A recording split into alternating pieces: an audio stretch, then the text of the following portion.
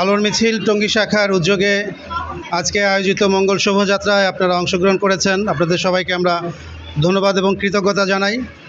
আসলে বাংলা সংস্কৃতিতে আমরা বেড়ে উঠেছি।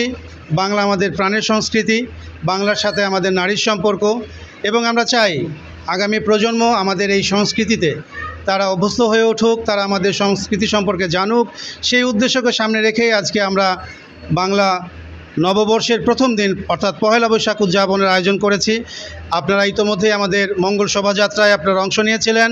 এখন মঙ্গল শোভাযাত্রার পরবর্তীতে থাকছে আমাদের বাংলার প্রতিটি গ্রামের প্রতিটি পরিবারের সংস্কৃতির অংশ ছিল পান্তা ভাত। সেই পান্তাকে আমরা আসলে ভুলতে বসেছি। আজকে আমরা এই পান্তা পেয়ার মাধ্যমে আবার আমরা আমাদের সেই গ্রামীণ শৈশবে আমাদের ঐতিহ্যে আমরা ফিরে যাব। আমরা আজকে পান্তা পেয়ার মাধ্যমে আমাদের বাংলা সংস্কৃতিকে আবার চর্চার শপথ গ্রহণ করব।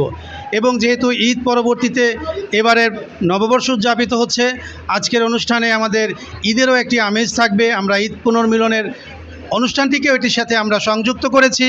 আমরা ঈদের কুশল বিনিময় করব। এবং সেই সাথে আপনারা দেখেছেন যে আমাদের শিশু কিশোররা, আমাদের শিক্ষার্থীরা বাংলার ঐতিহ্যবাহী নানান ধরনের চরিত্রে তারা আজকে সেজে এসেছে। কেউ কৃষক সেজেছে, কেউ কৃষাণী সেজেছে, কেউ কবি সেজেছে, কেউ ঢুলি সেজেছে। এমনিভাবে আমাদের বাংলার যে চিরায়ত চরিত্রগুলো আছে সেগুলোতে তারা নিজেদেরকে সেজে প্রমাণ করেছে যে আসলে আমরা আমাদের সংস্কৃতিকে ভুলিনি। আমাদের সংস্কৃতির শিকড় গাড়া আমাদের হৃদয়ের গভীরে।